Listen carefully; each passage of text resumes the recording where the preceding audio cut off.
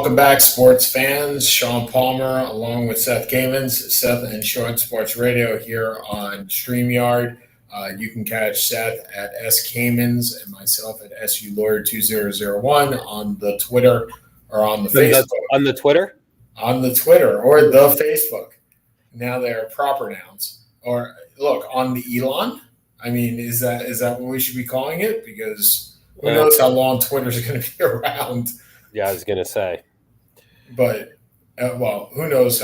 Look, this country's going to shit. So, I mean, it's after the last 48 hours, yeah, that's what it seems like. I mean, look, Seth kicked the crap out of me in the pool last week. So miracles do happen.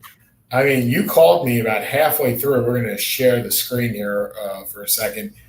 You called me about halfway through, and you were like, "You're kicking the crap out of me," and I'm like, Not so much. I mean, let's pull up the big board here. Let's go to quote Warner Wolf. Let's go to the videotape. Let's go to the videotape. All right. So final tallies. Seth has 60 points, and I remember this is out of 160. So congratulations on your big 60. But I had 46. Like this is. I'm a little confused. What's that? Oh, okay. All right. No, I see. Okay, so your list is all the way to the left. Okay. I got you. I'm all the way to the left. You're all the way to the right. This is the number, and we can roll down them. So obviously, we both got the first two right. But the third one, neither one of us got right. Texans picking Stingley. I think that was the pretty big boomer bust pick, and I don't have any problem with them picking Stingley at all. I was a little surprised, but I don't have a problem with the actual pick. Well, I mean, it seemed to be that was where the rumor, like after. It seemed that's where the professional people were kind of had heard about this stuff. And while we pretend to be professionals, we didn't know. But I had read a little bit about it. I just figured it was a play like everything else. Look, if he's healthy and motivated, you want to say he's number one or 1A. I mean, he was 1A at worst anyway. Yeah. And if you look at it, Houston, they didn't feel like going offensive line, or they thought they could get offensive line later on, and they wanted one of the two. They weren't infatuated with Thibodeau or with Johnson, which obviously a lot less people were infatuated with Johnson than we anticipated. It's a logical pick. Yeah, what you think? Never an issue going corner, especially when you look. You look at Jackson. You look at. You just look at what the AFC is, not per se the AFC South, because the AFC South is actually the one division that's kind of bereft of wide receivers. Wow, that is a big word for your sickly self. I've had a lot of time on my hands in the last week. I've been studying up. Yeah, you and those LSAT words. I mean, it's bereft. Wow. Okay, but look, there were two corners in this draft, right? I mean, two corners in the first round. And if you wanted one, you pretty much had to be in the top 10 to get one. And the Texans didn't pick again until 13. So that's just the way it worked. And truth be told, before we go on to the rest of the picks, this was a fun first round. Okay. I mean, this was just a lot of fun of dancing up. I mean, this would make Mike Ditka proud in that he gives up his whole draft for one guy. Like, I could have seen that in this draft. And then you saw, I think there were only 12 out of the 32 picks that actually remained with the teams that had him to start. And remember, 4 of them are in the top 4. 3. Yeah, 4 of them are in the top 4. 4 of those 12. Actually 5, right? The Giants too. Okay, so we get to the Jets. You picked this spot on with Sauce.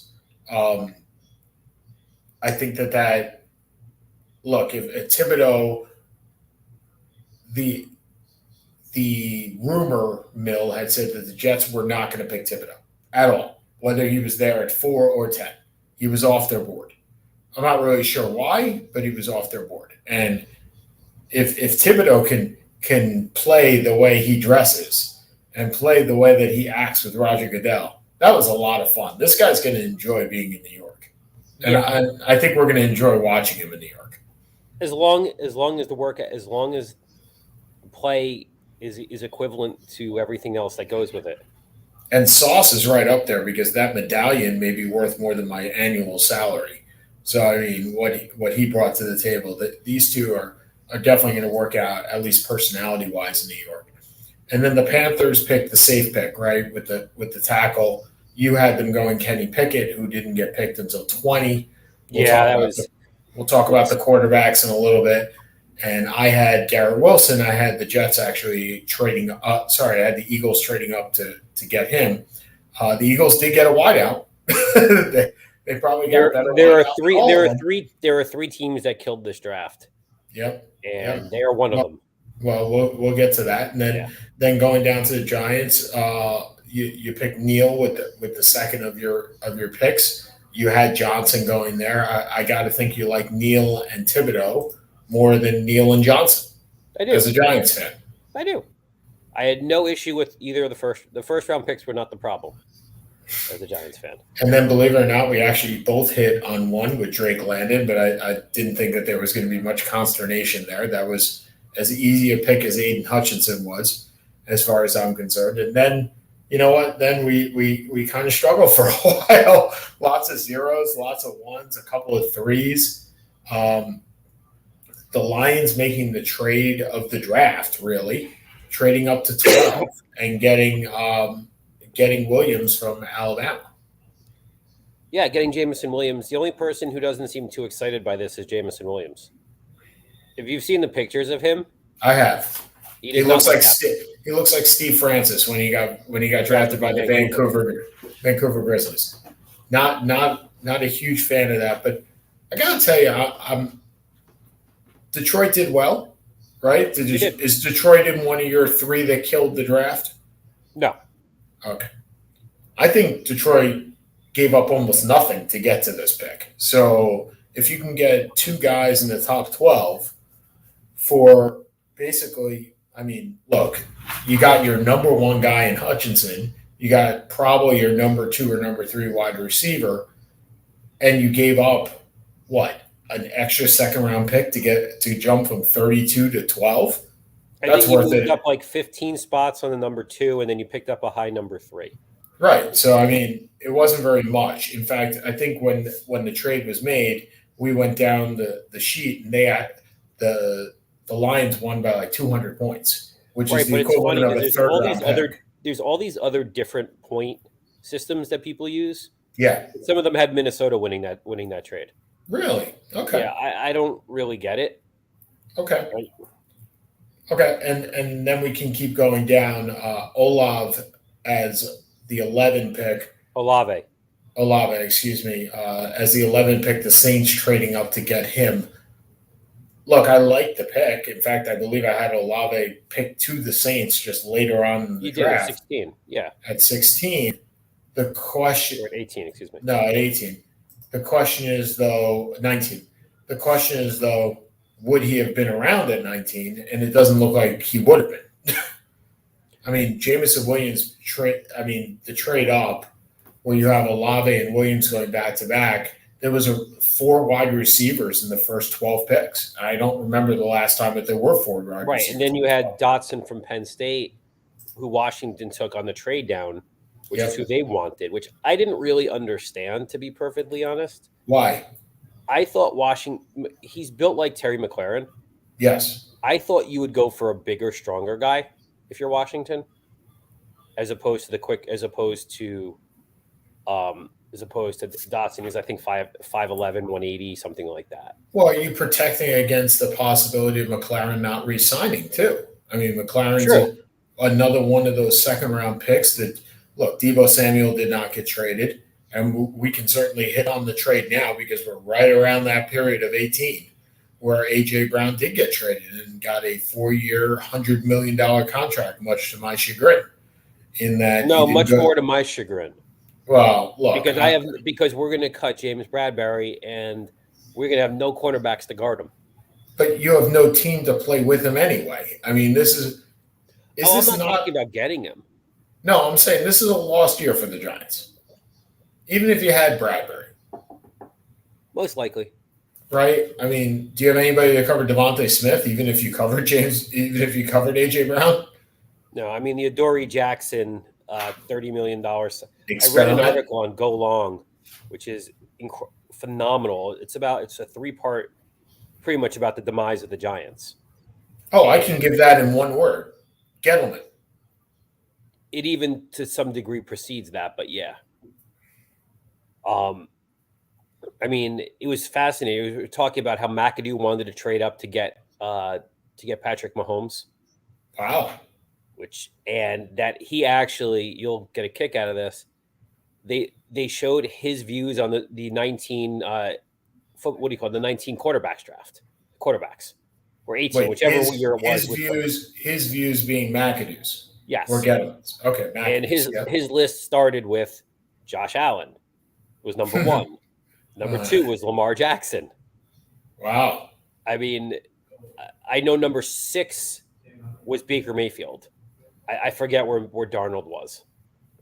But obviously this guy, McAdoo, who did not handle being a head coach very well. Knows his quarterbacks. Look,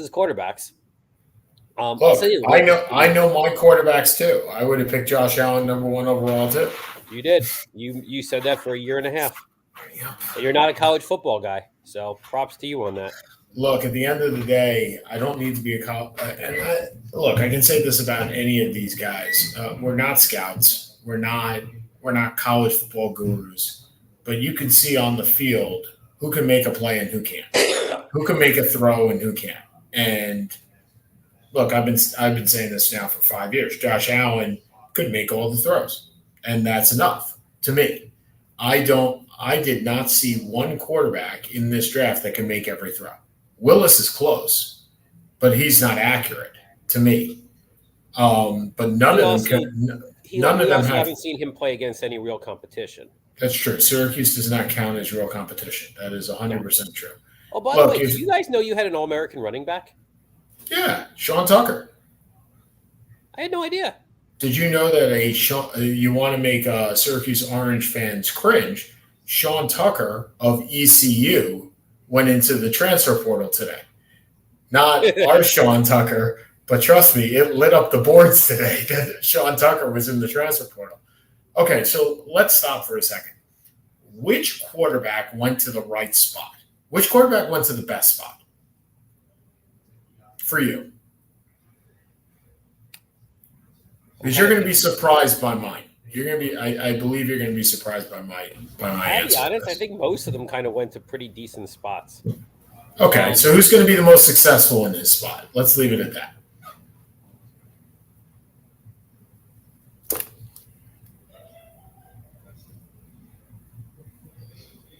I'm almost leaning towards Desmond Ridder. Oh, I hate you. You got it spot on. That's exactly where I was going. Because I look at Pickett, and I don't know. I just don't know how Pittsburgh is going to be an interesting. Like, look, this is most likely going to be a down year. I don't know if he's going to play over Trubinsky. I don't know if he's going to play next year over Trubinsky. And I didn't think the pick. If you're signing Trubinsky, I'm not sure because you're signing him supposedly as a starter. Well, you didn't pay him starter money. You paid him 2 years and $16 million. I mean, that is not starter money. No. You're paying him the same as the Giants are paying Tyrod Taylor. A little bit more, but yeah. And of all the, but I don't know. I don't know where that'll fit. Well, let me put it this way: you're paying Mitch Trubinsky the same thing Atlanta is paying Marcus Mariota. Right, it's the same idea. Low end starting quarterback. Correct. Now the difference is that look, next year we're looking at 4 or 5 starters. We're looking at a much higher end quarterback draft. But Seth, how many of these teams? Let's say Ridder works out, and let's say Kenny Pickett works out, right? Okay. Let's say those two teams work out. Let's say, what the heck is his name? The guy in Miami. I can't, for some reason, it's Tua works. Let's say Tua works out, right? Let's say those guys will work out. How many starting jobs are there? Well, for all these new quarterbacks. Like, let's take a quick walkthrough. Well, you got the Saints, right? The Saints are open. If Winston doesn't do what Winston, if Winston does what Winston does, it's open. Winston's right. Let's go by division. Let's make this really easy. Okay, sure. The AFC East, none. Nobody. Zach Wilson has 3 years. Yep. So nobody. AFC South, Davis Mills. Don't know. Okay, Matt Ryan. Well, right, Matt Ryan's in Indy, so that. But you need to draft someone for Matt Ryan's got 2 years left. No, I'm saying those are the two, right? I'm saying the Indy's one. So no, okay, and look, now with Tennessee taking Willis, Ryan Tannehill's on the last year of a $27 million a year contract. Right, he's out. After next year, he's out. Right. Okay, so he's going to go somewhere, right? Yeah, but he'll probably be similar to a low end Q1 where you may not. But I'm saying, but he's going to take a spot. No, my point is, you just said that there are 4 to 5 QBs coming out that are higher rated next year. My question is, where are those 4 to 5 going that they're going to start? I don't see 4 to 5 different spots available in the NFL. Right? Okay, so you got Houston, you got Indy, where the West has no spots. Agreed. Right? So let's go to the NFC East. You got the Giants. The Central has no spots. Right. You got the Giants. You got potentially the Redskins. Are you going to tell me? Are you going to tell me Carson Wentz is unquestionably going to be the starter a year from now? No, but I think what I'm telling you is that those. So right now we have Wentz, Jones, Mills, Ryan. Right. Those are the 4 incumbents. Right. I think Ryan, even if he gets bumped from Indy next year, is going to find a spot somewhere. Oh, my goodness. Sorry. What? Watching the Champions League semifinals, Real Madrid just scored 2 goals in a minute. Oh, great. To push the game into overtime. Did Chelsea get sold yet? Not yet. All right. They got like 26 days till they get sold. Okay, so is Matt – okay, so you got 4 guys, right? So let's say I'm Wentz, not sure. right? First of all, I'm not sure Wentz would get a starting job again. Okay, with Matt Ryan, probably. Maybe. Okay, that's I think based on play. Okay, so Saints, right? Panthers. Okay, I'm coming around to you now, as that's already 6 teams right there. I mean, the Cousins is going to go somewhere. Yeah, he'll start somewhere. Jimmy Garoppolo will start somewhere. Maybe, probably. Seattle. Hold on a quick second. I got to jump off for 2 seconds. All right. So I'm going to kick off Seth for a second. Okay. So let's keep going through our draft, right? So some of the big hits that we had, and there weren't many. Seth hit on Daxton Hill at 31 to the Bengals, which was awesome for him. And look, he won on the lower. He won on Tyler Linderbaum, who got drafted by Baltimore. He got a 4-pointer there. He got Daxton Hill with a 5-pointer there. Seth's back on. He also hit on Burks going to Tennessee, as it turned out, instead of going to the Saints with that 19 pick overall to replace A.J. Brown. And he also hit on Williams at 13 to 12. So, look, you won based on that 4, 4 4s and a 5 late in the draft. I did not have any 5s. I mean, my only 5 was London in the first. I only had 3 5s overall, and I didn't have any 4s. I had 1 4 late in the draft, which was the same one you did. I'm brilliant. Oh, you are something. Brilliant is not one of those things I would put on that list, but that's okay. So the 3 teams, the Jets, the Ravens, and the Eagles. You said that there are 3 teams that knocked the crap out of the draft. Yeah. Those 3 teams? I think so. The Ravens, I mean, we talk about this. Every year the Ravens do it. It's almost impossible. How often have you seen the Ravens really screw up a pick? I've never seen them screw up a pick. That's the thing. Like Marquise Brown probably wasn't worth a first-round pick when they drafted him, but he wasn't a bust. And then what do? They trade him. They trade him and get another first-round pick. Right, and they got Linderbaum, who's going to be amazing. Yeah, they get Linderbaum. They get Hamilton, the best safety in the draft. I mean, look at this. So first pick overall and the thing is, they didn't need to move for Hamilton. They took Hamilton at 14. Yep. They took Linderbaum at 25. They traded back into getting him, which is the Marquise Brown trade, right? Mm-hmm. And look, I think I'm going to be saying in 5 years, look, I said about Linderbaum the same thing I said about Josh Allen. I truly believe that Linderbaum will be an All-Pro in this league. I don't know. I don't think you're really. I think the Brown taking Brown number one as a quarterback is more impressive because everybody is because nobody really had Allen. You mean Allen? Allen, excuse me. Yeah. As opposed to Linderbaum, which everybody's been really, really high on for the most part. Fair enough. Okay. Ajabu in the second round, who would have been a top 15 pick. Yep. So they get a guy that's rehabbing and probably will be an All-Pro, knowing them. Travis Jones, who Mel Kiper had as the first or second pick in the second round. They get 76th overall. Then they go to the 6'8" Daniel Faale. 384 pounds. So he's the heaviest player at any position by 15 pounds since 2006. When did Aaron Gibson come out? Because I seem to recall Aaron Gibson being like 400 pounds. I don't know, and I'm just also curious. How much did Mekhi Becton weigh? Becton, yeah, I think it was in the 360s. I think he's up to like 390, but I think he was at 360. And then they go into it's round 4, right? Yeah, they had 6 fourth-round picks, and they used all of them. Yep.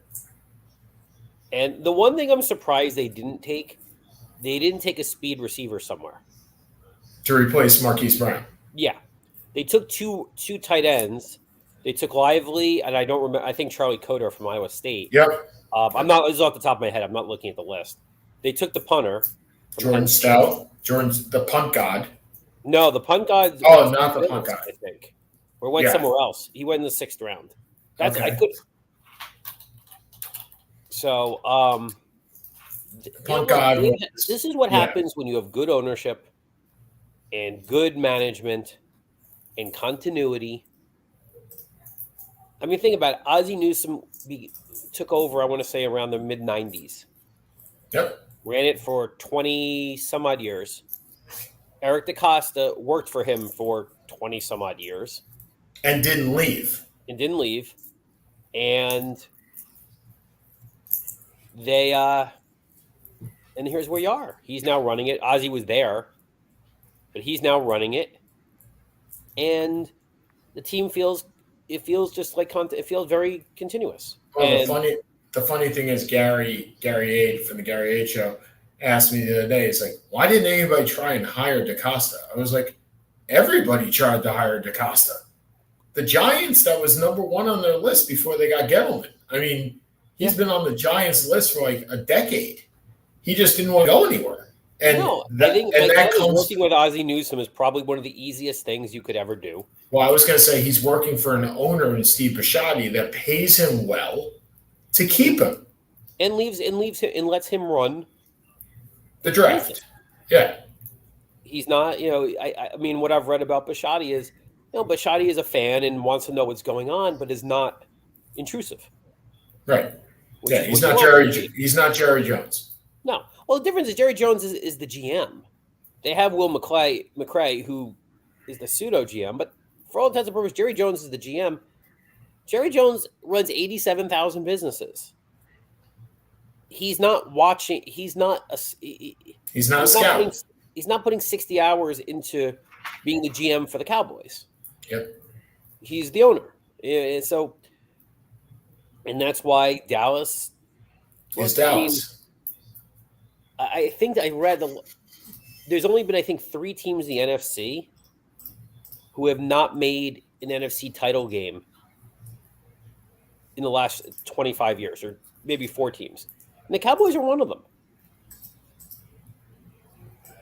They've been peripherally relevant forever. Because their name is the Cowboys. Yeah. It's like talking about the Knicks, or a little bit they're better than the Knicks. But the idea is, who's on that list? The Redskins, who have been irrelevant.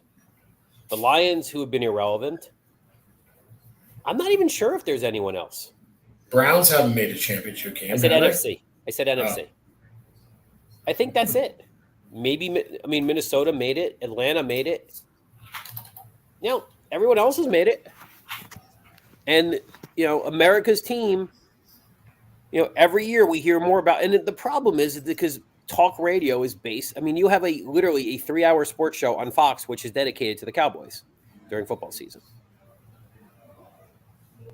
The reality is have not been overwhelmingly relevant, but their value has gone up a zillion fold. Jones has done a magnificent job owning it. He's just not a GM. Yeah. By the way, have the Bears been in the NFC Championship game? Absolutely. It's Rex. Well, I was going to say since Rex Grossman. No, but when was that? 2007. Actually, that's not true. They went to the NFC title game with Caleb Haney and lost to Green Bay. With who? With Cutler. Was it? Oh, I was like Cutler got hurt. Oh, that was Jimmy Clausen, wasn't it? No, I think it was Caleb Haney. Now I'm interested. It was some random quarterback. Okay, the NFC Championship game. All right, let's look. Last time they played was in 2010. They lost to Green Bay. Well done. 21-14. I'm going to relax. Going to get the game. Where is the box score? Nope. 2010. Quarterbacks. That's rookie minicamp. Hold on. Caleb Haney and Todd Collins. I'm not sure who played in that game, but it was one of them. Hold on. Here's the recap. They lost 10-3 at Green Bay. Wow, that must have been. I don't remember the game, but that must have been awful. A 10-3 game in Green Bay in an NFC Championship game. My Lord. Are you happy now? I just pulled Caleb Haney out of nowhere. I'm freaking ecstatic. Congratulations. Well done, my friend. Thank you. Yeah, now you feel great. Okay, and they went 11-5 that year, by the way. Yeah. Hold on. Here it is. The NFC final game rematch. Robbie Gould nailed a field goal. Mason Crosby nailed a field goal. And Aaron Rodgers threw a touchdown to Donald Lee. And that is where we stand. Okay. So, anyway. But the Cowboys had a pretty good draft. I like who they think drafted. so? Yeah. Look, I like the name Tyler Smith. Look, they're built on offensive line. Yeah, but he's not the guy you build on. Who do you build on? He had 12 penalties. Hold on, but wait, but who else are you building on? Who after him are you building on? Are you building on White? White's a defensive end. Sorry. Are you going Mr. Strange from New England? No, I wouldn't have done. I think both of those picks, neither of those picks made a heck of a lot of sense. Okay, so where are you going with this then? Seriously. I'm asking you a question. Where by the way, Cutler actually was in that game, not Caleb Haney. Right, but then Cutler got hurt and Haney came in. Not in that game. Cutler went 21 for 39 for 168 yards. Not in that game. Wow. Okay. Not in that game. Maybe in the game before that, but not in that. Oh, no, that's only week 17. Sorry. That is not here we go. I'm going to be wrong. Watch this. It's going to be Caleb Haney. I guarantee. I know just by the look on your face, you're just waiting to revel in this one. I'm waiting for NFL.com to come up. Wait for it. Oh, it's not coming up. Of course not. I am just waiting for it. But that's fine. If it does come up, I'll let you know. I just think Dallas had a lot of needs. And I think Smith was a reach at 24 or 25 or wherever it was. I got here. This is what I got. You'll love this. This is what I got when I clicked on it. What'd you get? That's funny. You know what, NFL.com, I don't give you a lot of credit, but that's pretty good. I like that. Okay, so who we talked about the three teams that had the best draft. Who had the worst draft? Who do you see as I think New England's got to be in there, right? Yeah, probably the Patriots. I don't think anyone was overly impressed with that draft. Okay, so the Packers not taking a wideout until round two. They picked a defensive end and a linebacker in round one, and not the linebacker, but a different linebacker. I'm not sure Aaron Rodgers is sleeping well right now. They did sitting on a $50 million bed. He's doing fine. Okay, so so Malik Willis going to Tennessee. That's a great position for him, by the way. Yeah. He'll learn on his own for a year, per Ryan Tannehill's comments yesterday. Yeah, I'm not a guy that's going to teach you anything. Yeah. you can watch. Wow. You can watch and you can ask me questions. And look, he wants to keep his position. I get it. That sounded very Lou Gehrig-ish. No, not at all. Yeah, I mean, to me, look, I get it. He wants to keep his job. Yep. He lost his best receiver. Yep. Apparently he was in therapy over losing to the Bengals. Okay. He's not in the best place, and he wants to. He knows that the team wasn't happy with him. And look, they didn't take him in the first round. They didn't take him in the second round. At some point, it's just a great value, if nothing else. Agreed. And to tell you the truth, so I watched the second round, and then I went into bed on the third round, and basically I checked it every once in a while, and I was like, wait a second, Willis hasn't even been picked yet. Like it just kept going, right? And the fact that Desmond Ridder got picked before him was a little surprising to me. I think all the quarterbacks, like you said, the quarterbacks went to good situations, right? Ridder goes to Atlanta. Sam Howell goes to Washington to play for the Commies. I'm just going to keep. Yeah, you say this every time. It's great. Commies, I get it. It's great. So Pickett goes to Pittsburgh. Each of them settles into a good position for them. Yeah, and Matt Corral goes to Carolina. Right. Again, not a bad position. And if any of these hit, it does leave an interesting thing where you have 3 or 4 quarterbacks next year, and we'll see. But look, there's always if you're the Detroit Lions, you know that this is probably a lost year, and you're looking at these quarterbacks. The Giants, unless Daniel Jones becomes. You mean the real Daniel Jones? The one that they drafted, right? The one that they thought they were drafting. Right. That's what I mean. The one that they hoped they thought. But even if he does, I mean, are you going to want to give him $25, $28 million a year for 4 years? No, you don't have to. You can just franchise him for one. Fair. But is it worth franchising someone for $30, $35 million if you have the 7th pick? Again, it's like everything else. You see what's out there. Right. It's too hard to, but yeah, you have Bryce Young from Alabama, you have C.J. Stroud from Ohio State, you have Tyler Van Dyke from Miami, you have Spencer Rattler. And you got Spencer Rattler. Look at South Carolina. There you go. So you got Spencer Rattler from South Carolina. So you have 5 potential first-round picks at this point. Right, and none of these. And remember, the 2 guys that were 1 and 2. Coming into this year in the Vegas odds were Spencer Rattler and Sam Howell. I mean, if you go back a year, that's where they were. So which teams improved? Which teams do you talked about Philly, right? Philly remarkably improved to me. I think they jumped to the top of the NFC East. If they weren't there already, they certainly are now.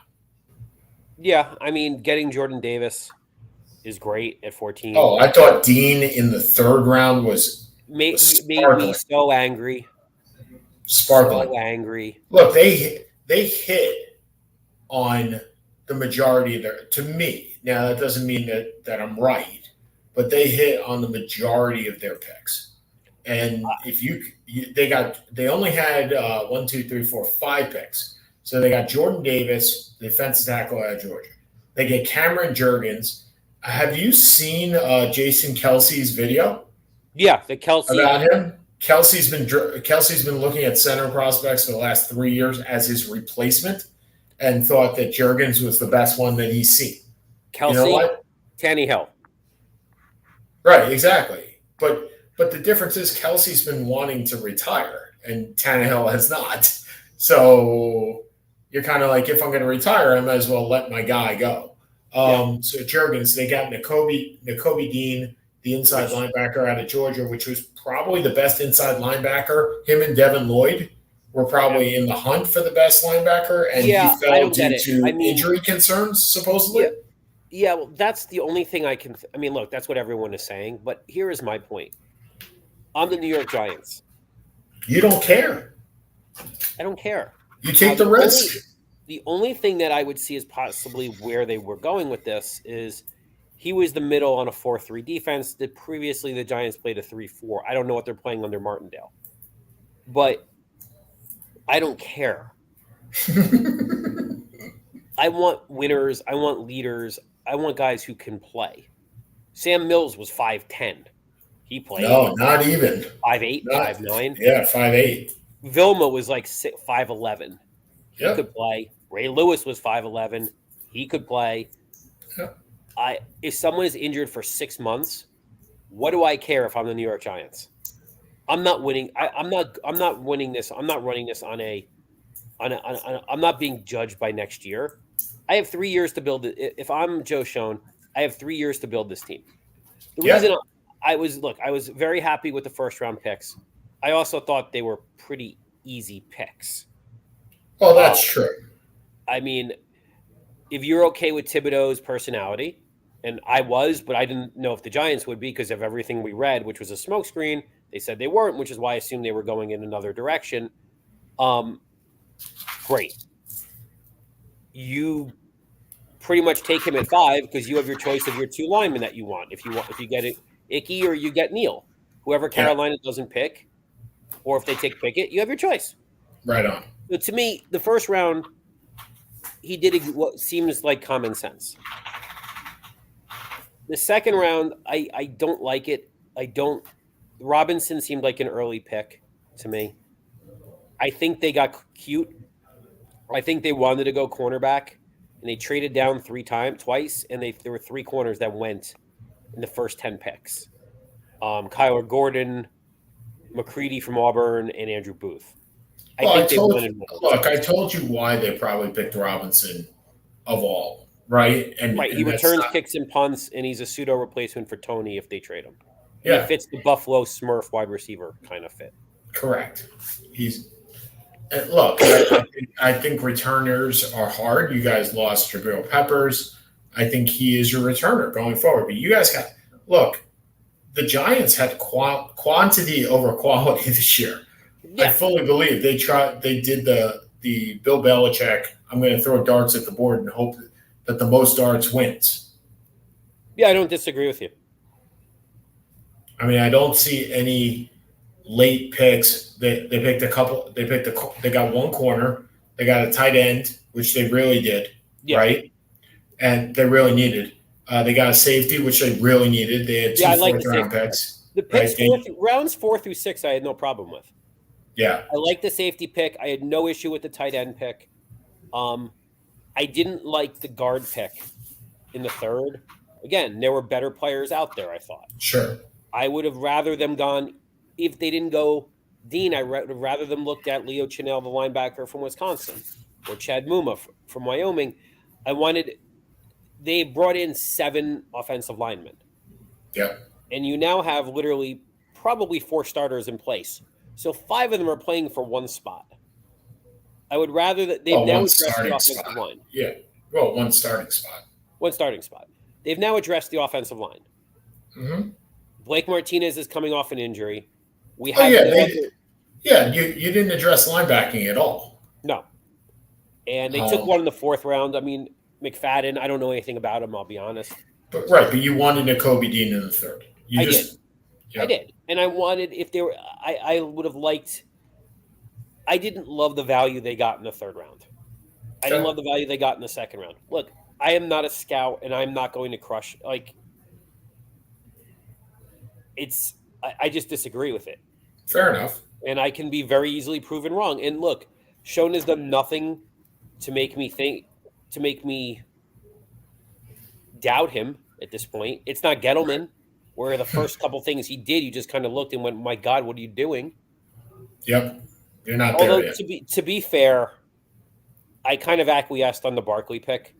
I think you remember. I love the idea of getting him. I didn't love the idea of getting him at 2. Right. Well, part of that was because of what's happening now, right? When you re-sign him. I said that years ago too. I know. I'm saying, but that's what I'm saying, right? You didn't like him getting at 2 because his 5th round option is like $9 million, as opposed to, which is in the top 5 of running backs without proving himself whatsoever, except for 1 season out of 4. Right. So move from the Giants to the Jets. Look, you guys killed it. I love hearing it, but I'm a typical Jets fan, right? I walked out of the bar on Thursday after they picked Garrett Wilson. And there were a couple of Jets fans at the bar that I was at in Florida before the Jermaine Johnson pick. And I'm walking out, some guy goes, "So how'd you like the draft?" I was like, "Oh, they did well for today. Because tomorrow starts the holdouts and the ACL tears. because Jets fans can't just have nice things. Like something will happen that the other shoe will drop. But then they pick up Jermaine. Look, Joe Douglas did the opposite of Joe Schoen. He took the quantity that he had and put it into 4 rounds, as opposed to expanding it into 7. The Jets were done after the 12th pick of the 4th round. I can't remember the last time I've seen a team done after. Well, I can. It's called Ricky Williams. I mean, that was 1 pick and we're done. But I mean, I didn't particularly like the Breece Hall pick. I know I am getting killed by Jets fans saying that I didn't like this pick. And this goes right back to your Saquon Barkley conversation. Running back shouldn't be picked that high. Period. Yeah, but you got him in the 2nd round. I know, but you don't. But we had bigger needs. That's what I'm saying. Like you had more important needs that you could get, and you traded up to get him. So you used currency. Now, look, if Breece Hall runs for 1,000 yards, which I can't remember, I think the last Jet to run for 1,000 yards was probably LaDainian Tomlinson. I could be proven wrong. I'd also lose $100 on the bet, but I don't think he's running for 1,000 yards. I don't think any Jet running back's running for 1,000 yards, especially in this system where you have Michael Carter and him. Oh, wow. Yeah, right. The committee, the LaFleur committee doesn't probably work in that way. Yeah. But if he gets you 1,000 total yards or 900 total yards and Carter gets you 900 total yards. Oh, I'll be incredibly happy. I mean, look, the last time the Jets run for 1,000 yards, nope, it was Chris Ivory with 1,070 yards. And before that was Sean Green with he did it in back-to-back years, my friend. I don't even remember Sean Green. And before that, the year before Sean Green was LaDainian Tomlinson, but he only had 914. Wow, I was wrong. Wait a minute. Who the hell is Sean Green? Shonn. I vaguely remember. He went back-to-back 1,000-yard seasons. Yeah, back-to-backs before Ivory and after LaDainian and Thomas Jones. Jeez. Now, if you want to go way back to 1998 through 2004, well, we had Curtis Martin, and he got 1,000 yards every year. So, but yeah. It's funny. I really don't remember him. Okay. So anyway, I got to tell you, you're right. Should I, and you can mark that down. I did say you're right. You're right. this is growing on me, right? The Jets need 2 running backs. Tevin Coleman is not that guy. Neither is Tevin Campbell, for that matter. But Tevin Campbell, the guy who sings Round and Round or something. Yes, that's what I said. Tevin Coleman nor Tevin Campbell are the running backs of the future. Look, you've seen a lot more college football with regards to Ohio State than I probably have. I don't know. I know Jeremy Rucker based on his measurements, but I don't know the first thing about this guy. I mean, everybody that I've heard of from has said he's 6'5", he runs a 4.5, he's got athletic ability. He was just hidden in the look at their receiver. Like, he was their 5th choice of receiver. Yeah. So well, that's what I'm saying. Yeah, so nobody really knows. He made 1 or 2 really nice catches that we saw. But this is another pick that I didn't like because again, we just signed CJ Uzuma. Yeah, and Ty Conklin. So this is not a need pick. And when you're in the 3rd round, when you're the Los Angeles Rams, you don't have to pick for needs because guess what? They don't have many. But you're the New York Jets, you do. And I didn't like the back end of the draft. I thought they killed it in the first 3 picks. I thought Johnson's going to be the guy. He's not going to be a big pass rusher, in my opinion. He's going to hold that edge really well. And if he holds the edge, they'll be fine. I mean, with him and Sheldon Rankins and Quincy Williams. Quincy Williams is the linebacker. They will be just fine on the defensive line. And again, they're giving Robert Saleh exactly what he wants, which is pass rush. And I like Sauce and Wilson more than Thibodeau and I guess still Wilson, right? You probably still would have taken Wilson at that point. And then you would have had to find a corner late in the draft, and there just weren't any. Even if you go down to the 2nd round. Look, if you – No. If you go – look, it depends what you wanted. No, take those 3 guys, right? So you got the 4th pick, the 10th pick, and the 26th pick. You got your pass rusher at 26. There were no corners at 26. 26 is – who? You could have gone to the guys who went in the top of the 2nd round. Right. You could have taken Booth. Andrew Booth. Who went. You could have taken Tyler. You could have taken Gordon. You could have taken McCready. Sure. But okay, that's fair. I think they got better value going the way that they did. They did. Than if you went with Thibodeau at the 4 pick. They did. Look, Saleh has always built teams around defensive line. Let's be honest here. Yeah. And if he says, I'm foregoing defensive line because I think based on Tyreek Hill coming in to Miami, Buffalo having Diggs, I really need a corner, a legit 1 corner over that. If that's the decision that Saleh and Douglas make, I think any Jets fan is nuts to be arguing this. Whether he's whether he works out or not, who knows? But the point is makes all the sense in the world to me. Well, I think the thing is we had much like I hope Giants fans get trust in Schoen. I think Jets fans trust Douglas, unlike any GM we've had in a while, in the fact that, yeah, he broke it down. He broke down the team, right? He traded Jamal Adams. He got 2 number 1s. He did all the trades that pretty much wrecked the team for a couple of years, but he built it back up. He is building it back up the right way. And he's gone – I would have liked A.J. Brown. But at the same time, I'm not sure Tennessee trades A.J. Brown within the conference. Just at the end of the day, right? And again, A.J. Brown would have had to sign a contract, and that's $25 a year. And Debo stays. I don't think Debo's going anywhere anymore. No, so, I don't either. Have you watched any of the NBA playoffs while you've been recuperating? Yeah.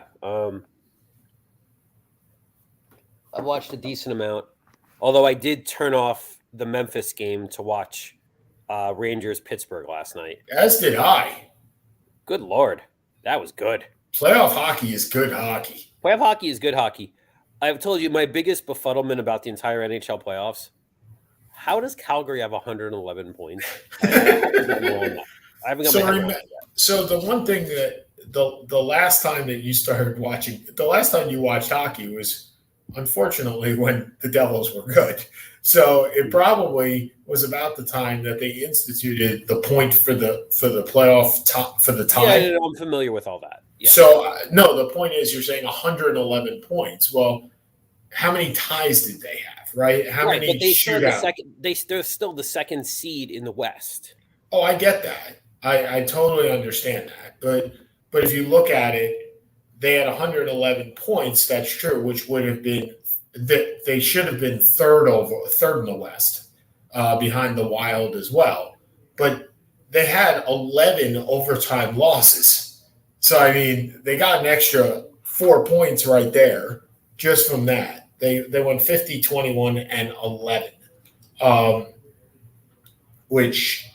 Yeah, I mean, look, the West is not as good as the East. It's just that, and you don't know as many players because you don't get to see them as often. No, and they're in Calgary, for God's sake. I mean, it's just a different. So I'm gonna look at the roster. I'm gonna see how many. I think you and I went through it yesterday to see how many people you would know on that team. I think we labeled it. Blake Coleman because he used to play for the Rangers. Yes, no. No for Blake Coleman. Sean Monahan, who I talked about yesterday, you have no idea. No, Monahan, I knew the name. Johnny Gaudreau, yes, Johnny. Gaudreau, I know. Milan Lucic, Milan Lucic. No? Okay. Wait, Milan Lucic, he's been around forever. Yes, he's been around forever. Yes, okay. That is the same guy.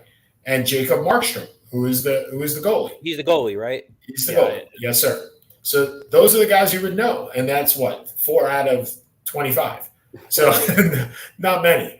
But they are a good team. I will tell you flat out, they're not the best team. Look, you saw what Colorado did last night. I mean, that was a motivated team. That is it's funny how they were talking about that on the Rangers broadcast where Messier is like, they weren't rusty. They were not. They came out and scored 2 goals in the first 2 minutes and then scored 5 goals in the first period, and they were not rusty. And that team is very good. Are they your favorite? Yeah, they're my favorite. Well, and as I said before, the West is not as good as the East. So I think they come out of the West. Look, you said it to me last night. Who are you rooting for? And it's quite obvious that any Islander fan is rooting A, against the Rangers, anybody that plays the Rangers, and B, anybody that plays against Toronto. And look, Toronto is like the Detroit Lions of the NHL. You haven't won since the 1950s. Let's not stop that now. 56, I think. Whatever. It's been a while. Let's not stop that history now. Let's keep that going. Right, so, but to understand, the reason you root against Toronto is because of the Yankees. Well, no. There are 2 reasons. First of all, they're the Yankees of the NHL. If you're not a Toronto fan, you root against Toronto. The same way as if you're not a Montreal fan, you root against Montreal. Wouldn't that be Montreal? No, I said it's both of them. Is it just Toronto? Is it Canadian arrogance? No, it's just Toronto actually has more money than Montreal. Montreal is owned by the Molsons. Toronto is owned by the Toronto sports team leagues, like the ones that own every Toronto team. So Toronto's always been the one that has more money than God. But yes, it's about John Tavares. I mean, look, if you're an Islanders fan, you will never, ever root for Toronto, ever, as long as John Tavares is on that team. But yeah, but unfortunately, they also have a guy named Austin Matthews who is very, very good. Even I know that. Yeah, he's very good. He's very good. Who do you like coming out of the East? Hold on. Let me look up the NHL bracket quick, because I don't know. Rangers, Pittsburgh, Washington, Florida. All right, so Toronto. Here we go. Okay. Here we go. So I need a bracket because if I don't get a bracket, I'm going to be screwed. Okay. So Avalanche over the Predators. I'm taking the Wild over the Blues. Calgary. You're taking the Wild. Oh, you're taking the Wild. Wild over the Blues. Wild over the Blues. Wild over the Blues. Calgary over Dallas, and the Oilers over LA in the Wayne Gretzky Cup. The Oilers. I'm going to take the Oilers over Calgary in the second round, And I'm going to take the Avalanche over the Wild, the Avalanche over the Oilers, the Avalanche are in the Cup finals. I'll take Florida over Washington, although Washington played very well last night. Yes, they did. I'll take Toronto over Tampa Bay, which will pain me, but I'll do it. I'm going to take Carolina over Boston. I'm going to take Pittsburgh over the Rangers. And that was a hell of a game last night. Like, that was just... Louis. Who the hell is Louis Domingue? Doesn't matter. Wow. He's the new Kenny Dryden. I'm taking Pittsburgh over the Rangers. I'll take Carolina over Pittsburgh, and I'll take Florida over Toronto, and then I'll take Florida over Carolina. So it'll be Florida against Colorado. And as I always seem to win something when I move to a new place, that will continue, and I will take the Panthers to win. And that'll be the Joe Thornton retirement party. Thank God, because his beard will be literally like ZZ Top. Although I do like the idea of Calgary Edmonton, circa 1989, the Steve Smith goal. Yes. Wow. Well done. I used to follow hockey pretty hard.